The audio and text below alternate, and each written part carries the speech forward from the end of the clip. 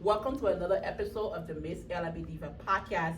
And today I have the incredible actress, producer, director, D. Diamond Sonpon in the building today. Yeah. Thank you so much for honoring our invite, by the way. Thank you. Welcome to the Twin City. Minnesota. And I wish. You're here. We're good. Okay. I know you were trying to spy the questions. I don't have a lot for you. I just have a There little were like bit 2 for you. pages of questions, and even the fact that the PTO on it. No. Okay, so we're gonna get into it. First thing first, we read your bio. We've been following for a while. I've known you for more than 10 years. I would tell people I have a long-term relationship with a lot of people in the entertainment industry. Yes, you do. And people be like, really? You know, when I post like throwback pictures, and people be surprised. I'm like, yeah, I have throwback pictures with a lot of You've been people. around for a In the minute. entertainment industry. But Yeah. anyway, this is all about you. The spotlight is on you today, so we're learning about you. So first question we have here today for you. Now, I know that you did launch a youth entrepreneurship program Yes. in Liberia. Yes, I did. Tell us more about it. Like, is it just Liberia or Africa, like in general? So I had the opportunity as an influencer. We get to partner up with a lot of organizations to bring attention, media, and visibility to these different initiatives and organizations. So I had the opportunity to work with a nonprofit organization in Liberia Okay. that give opportunity to Liberian youth to travel to the U.S. Oh, to the University of Delaware. nice. And they're able to study science and technology. But one of the challenge that we have is that these organizations don't get the opportunity and the visibility that they need in order for them to actually go through with these different things that they do. For example, one of the challenges we had this year and 3 years ago is that the Liberian government has not been able to agree or give visa to these students in order to go and travel when they get these opportunities. There are no funds for them to buy tickets, food, and things of that nature to leave Liberia, go to the U.S., even if these universities in the U.S. grant them the opportunities. So one of the things that I had to do was to be able to bring more awareness to this initiative. Okay. Which I was able to do through I applied and I was able to do the Guinness Book of Record competition. Okay. That was one of the things that we were able to do to bring more light to this competition and this scholarship program. And it's still ongoing. So have anyone left to come here so far? Anyone? No, we No. haven't been able to do so. And this is because the Liberian government and the immigration system in Liberia have not granted visas to these students. Oh, wow. So that's why they reach out to me for us to be able to bring some awareness to the Liberian people to see that there are opportunities for these teenagers and these young people in Liberia to come to the U.S. and learn valuable skills and actually put their talent and their intelligence up front to compete. But there's so much in Liberia that block and that do not allow the dream of the Liberian children to come to fruition. And those are just one of the regretfully failed initiatives that we try to pick up. And shows like this and questions like this is what help us to be able to share on those initiatives, Okay. you know?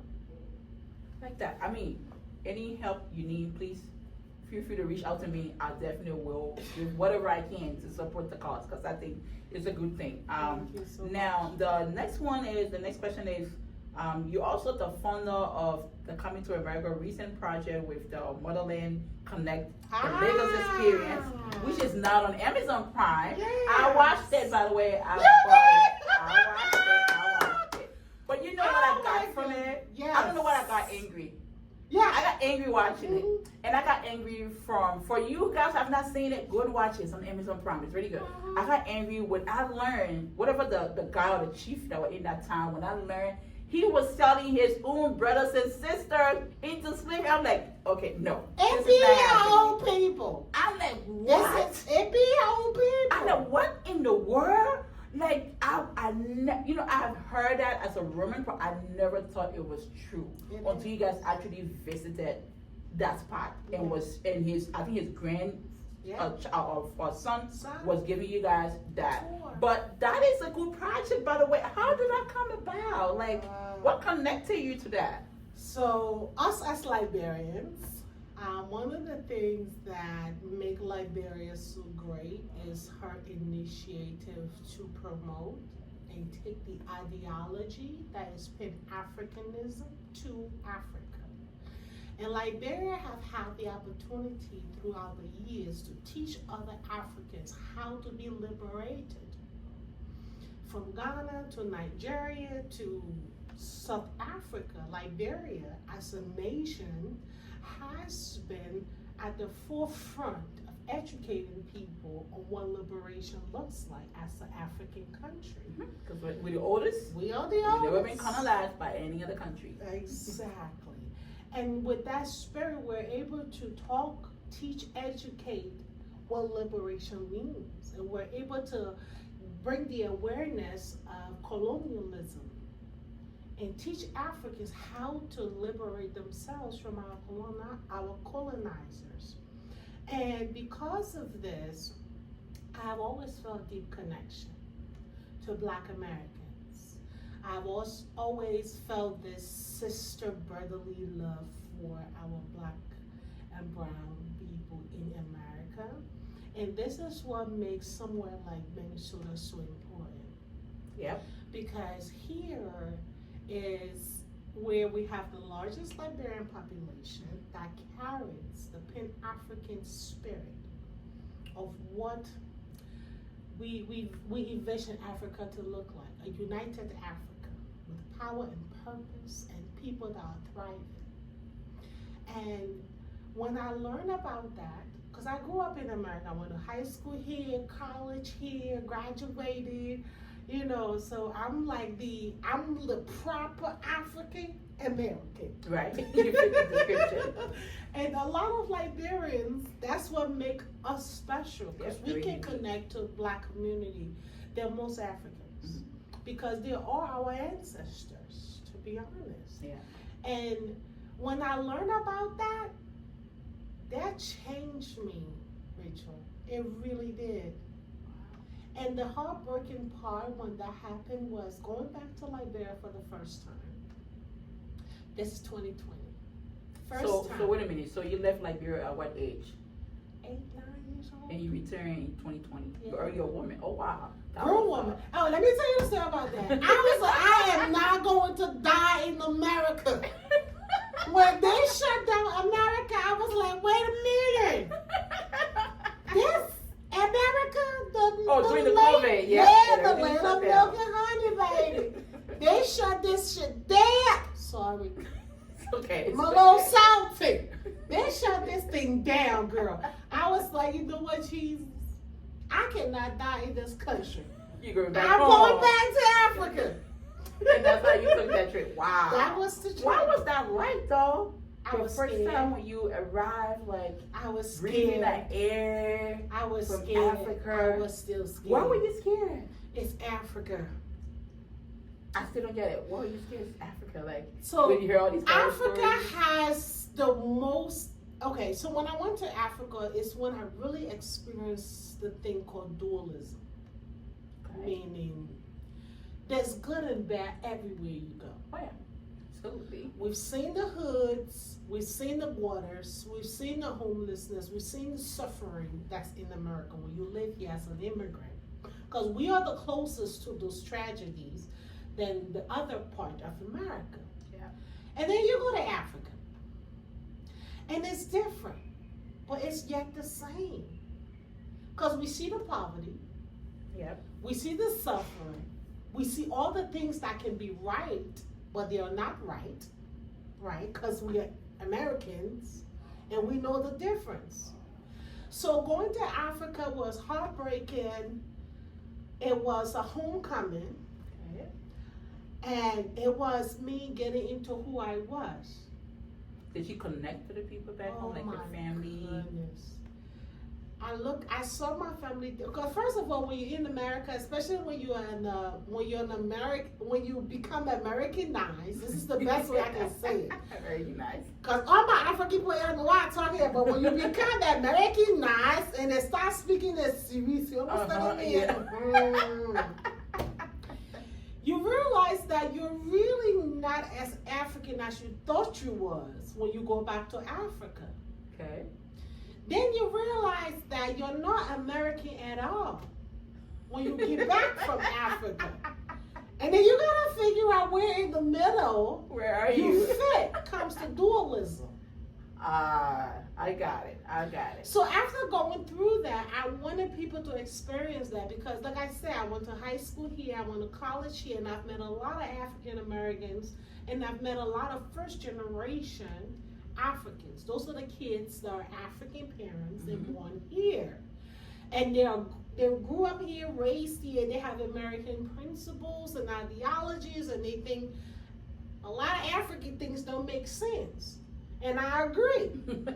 So going back home expose you to it exposes you to the dark side of reality, so that you can understand what the light looks like.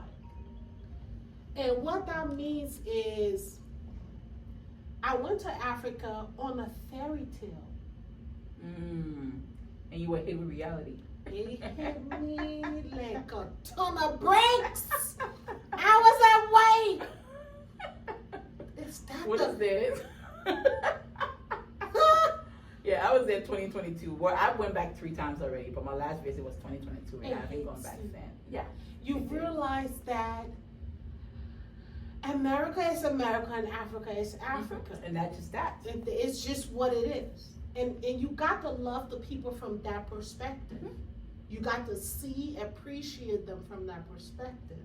And I wanted Black Americans who I have talked to over the years, because I have a passion for hair braiding. Okay. It's a love language for me and God, seriously. Okay. And it's one of those part of me that I've always been a part of. And because it connects me to a lot of things that we'll get into later. But I've met a lot of people, a lot of Black Americans, a lot of Spanish, a lot of Black people just generally from braiding hair. Oh. CEO and creator of L.I.B Starview. Okay. What's her name? Augustina. Augustina Mample. So Augustina and I, we were close at one point. And one of the gifts, and I'm grateful to God that I have, is the ability to make things into reality. I'm able to take an idea from wherever came the pain and put it into fruition. This is not something that I knew before, but it's something that I've always been able to do.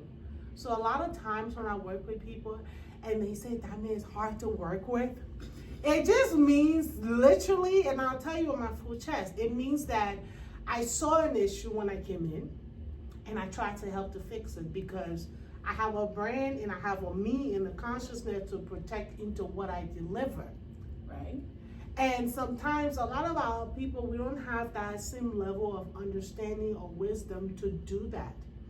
And if a person is not open-minded, it comes off like you're trying to take over, be aggressive, I let you know, planted, controlling. And those are some words that you will see that people associate with me. And I'm okay with it, because I know the true story behind it.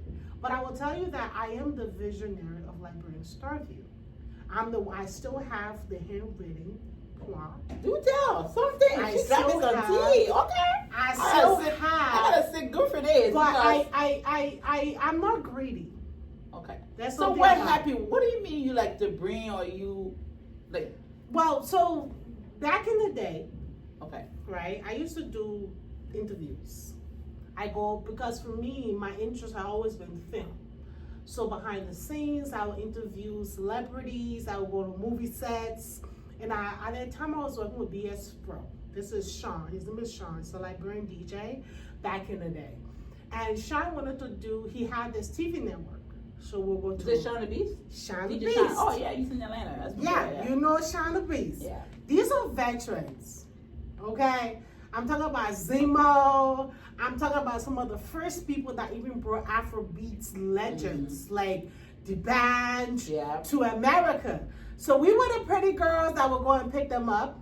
And some of us that have brains, they would make sure we just coordinate and make sure all the celebrities are okay. I was doing the same thing. Exactly. Yeah. And that's why I'm bringing this up, because I know you know exactly what I'm talking about. Yep. So in that space, I met this young lady. She came across, Diamond, I like you. You know, I like what you're doing. And I'm not a gatekeeper. I'm not. Yeah. I'm someone who like to see great ideas come to fruition. And if I have the resources, trust and believe I'm behind you, full voltage. I'm literally the one who taught, guided, introduced everything that was in my play. No, I did that for her. But this is what happened. Personal things enter into the picture, which I don't want to talk about. Okay. But the reason why I'm saying this today on your show is because I know personally of a lot of people that have come into the industry and have heard negative things about me. And because of that, they don't want to work with me, or they might not want to, or they might not see me as who they're supposed to see me as. And that's why I'm talking about this. And that's why Liberian Story will never promote me, because she has a personal vendetta against me. And I'm gonna leave the personal vendetta alone for now until she's willing to talk about it, which I don't think she ever will. I have my own story and experience. Thank you. Person, but Rachel, will not play with me will today. ever appear on like Brand Star View. Reason best known to myself. Right. And again, just like you, I always promote, support, uplift Liberians, especially females. When I see they have the potential power, I will uplift, I will support you any way, shape, or form. When she started, yes, I wasn't blogging, I was just doing my thing like you were, just doing my hosting gig, getting celebrities here. I wasn't blogging about what I'm doing, all that stuff, all the celebrity. I was just posting my pictures. I mean, inviting people over to come say, hey, I'm hosting this tonight. You know, the band's in the building. I'm gonna be the host. Right. Come to. That's what I was doing, and she was supporting me. But I'm gonna say it with, because I don't even know what the problem is with her. Somewhere along the line, I think she fell out with Bernice, mother by C.L.I.B. Berkeley, and she wanted me to gang with her to go against Bernice, not knowing I brought Bernice in the industry. Bernice reached out to me when I was on radio. Bernice loved what I was doing. I was on air. I used to work with TMZ. I used to work with Radio Duca first. Yeah. Then I went to TMZ Web Radio. And Bernice, I think it was either Radio Duca or TMZ Web Radio, I'm not sure, but Bernice connected with me when she was in Japan at the time and said, I love what you do. Oh my God, I love it. I listen to your show. Bernice was a consistent listener to my show every time. So Bernice wanted to come into the industry. Bernice reached out to me, what can I do? I want to be part of LA. I love what you guys doing. You're pushing the culture. I'm like, I don't like control any one of these things, but I can introduce you to the people that do it, and that's what I did. So I actually brought Bernice into the industry, but you want me to go against her because her blog is popping and y'all have problems? Like, I never look at Bernice as my competition. Bernice is a sister to me, and I was happy when she had C.L.I.B. Berkeley and it was popping. People were like, oh, you know, Bernice popping, wait, you can't do this, you can't do that. I'm like, no, she's her own people, I'm my own person. I don't want what she's doing. I don't want to be a blogger. I'm a talk show host. I'm not a blogger. I'm a talk show host, but somewhere down the line, I don't know what happened with she and Bernice. She wanted me to go against Bernice, and, you know, like, oh, she did you this, and blah, she did. I'm like, no, I don't think I have reached that where I want to hate somebody that called me sister, somebody that I brought up into the industry, somebody that look up to me. I don't see what's something so terrible that she did to me that I want to do that. And so, Starview, she stopped talking to me. And see, this is my issue. And I was like, what? I will say this, right? Augustina, we got a picture together, me and Augustina, with a matching I seen her outfit. one time. I literally sold the outfit for both of us. That's how close we were. Wow. I sold the outfit that you saw in that picture. This is how close we were. But one of the things that I I like the truth.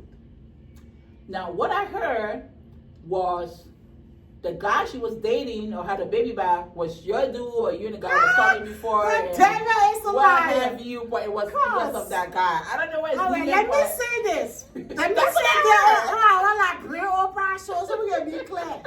I don't steal boyfriend. Yeah, I was in the business of stealing people, man. Trust me. And they put me when I left. Bitch, I will be the headline of every talk show there is. I'm not in the business of That's stealing what we people. heard. It was This because is of what that. happened. Like I said to you, I'm very loyal. I'm full of integrity because it keeps my soul and my spirit alive. Okay. I called this woman. I said, listen, I have 2 girls that live with me in my apartment. My director is my friend. I have a lot of guys friends. I have like 14 brothers. So guys and me, we're more close than I am with females.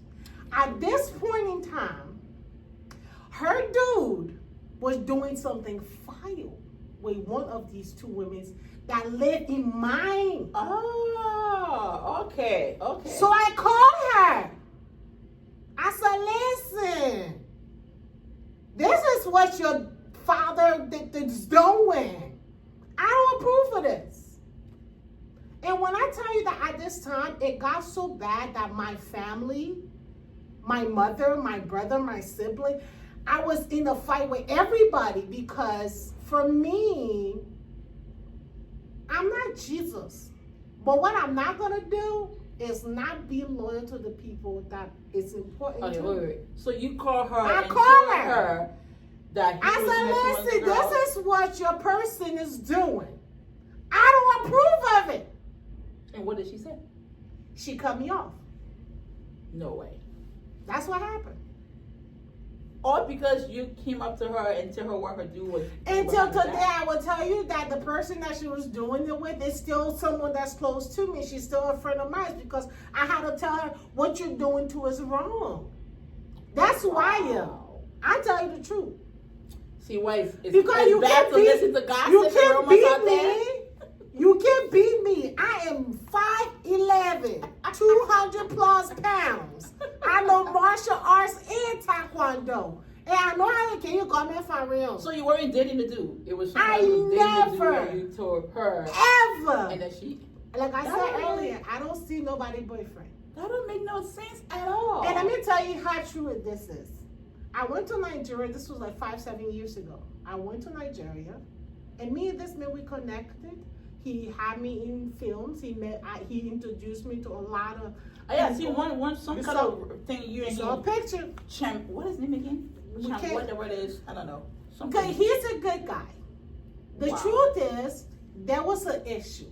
Whatever their personal issue was, it was their issue. But for me, my space was violated. I would have done the same he thing. came into my space. These women and I was living together at that time.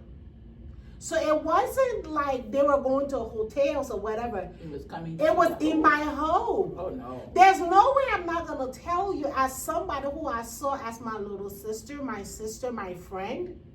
Oh wow. Someone who that you said, listen, Diamond, I want to do everything you want to do. And I said, okay, this is what I can put together for you, which is Liberian Starview. Yep. I put that together for you. And that was the first blog that was around. I went, exactly. I went as far as making sure all of the magazines that you did, because guess what? Louis, you know Louis. Yeah, I know Louis. I work with Louis. These are people that made the first Liberian-based magazines Yep. before we even started. Yep. I did mine here too. He supported me too. Thank you. Girl. So this was somebody who was mentoring me at the Yeah, time. Louis is my boy. So I knew about magazines. I knew about how to make all this stuff work, and I brought you in. I'm an actress. I'm a filmmaker. I don't have time for this part. But if you do and you my friend, I got you. Oh wow. But if you're gonna let a penis get between two of us to the point where you ask me out, start telling people things about me that's not true, To the point where you have actors say, you know what, the hell with you, because LIB Starview is your personal project, because that's what you turn it out to be, because you got mad at everybody else that don't agree with the things that you do. Yeah. That's how I X'd out too. And I was like, okay, no problem. I mean, I never met you before. Only social media will connect it on, and that's it. So if you cut me off, that don't mean shit to me. And at the end of the day, what happened? You have not produced anything else since Liberian Starview, because to begin with, it wasn't yours. Wow. The more you know when you come on this show. We drinking some tea here. Okay. Okay, sis. You just laid some major tea down here. No, it's not true. You can ask someone Angel and I call names. I knew you guys were friends before. Yeah. You were close before. Because, again, like I said, we all started promoting the culture, being African, being Liberian, long time before there were any one of these other people around here. So I have seen you guys. And then for some reason, then later on, I stopped seeing you guys. That's what happened. And then there was rumor going around like, oh, they were messing with the same dude. It was a Hell daddy no. or boyfriend. Never. I So, ain't never. Now we know you never. That man don't have no eye for me. He never approached me. We never, ever. Because I know one time you got mad and you were going off on pissed social off media. because that had forgotten the nerve to let her page. I don't care if she said it or anybody else said it. Liberian Starview is your responsibility. Oh, so they ran a story? They ran a bullshit story on me with me and one of my co-stars. And that's what pissed me off. Oh. Because if you're not going to promote the positive that I do, Then don't piggyback on the negative, and the negative is not even true. I mean, you know, everybody be looking for bait. You're not going to bid me because I built the shit that you got running. And if you were going to stay my friend and still true as a friend, maybe the shit would have grown a little bit more. Yeah. And that's what I'm saying. Okay. All right. Got it. So now, what is your take on the film industry for Liberia? We need money. Rashad, let me tell you, we need money. So let me tell you an example. I give you an example. So I had the luxury and the honor to get close and be really good friends with Love Weir, right? Okay. So me and Love were really cool. She's a good producer and actress. She is an amazing human being, Yeah. an amazing talent, and her heart for Liberia and the Shout out to Love Weir. Shout out, Bobo, my rich friend. But I had the opportunity. She came into Nigeria. We spent really quality time together, so we know ourselves, and I know her heart for the industry. She put her money, her time, her effort, her resources into making quality films for us, but we don't even care to watch it. That's the support I keep talking about. People keep talking about how can we grow, how can the country Kato. we need the support. Kato came to she came many times. I can pick up phone, call her all the time.